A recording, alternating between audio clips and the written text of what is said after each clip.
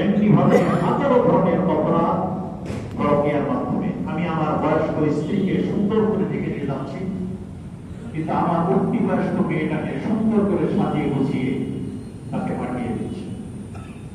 এই যে অপরাধ, এই নামাজ, এই রোজা, এই হজ, এই জাকাত কোনোই কাজে আসবে না। যেমনি ভাবে নামাজটা আমি গুরুত্বপূর্ণ ফরজ মনে করি, তেমনি ভাবে আমার এই সমাজের কাজটাকেও অনুরূপ ভাবে ফরজ গুরুত্বপূর্ণ মনে করা।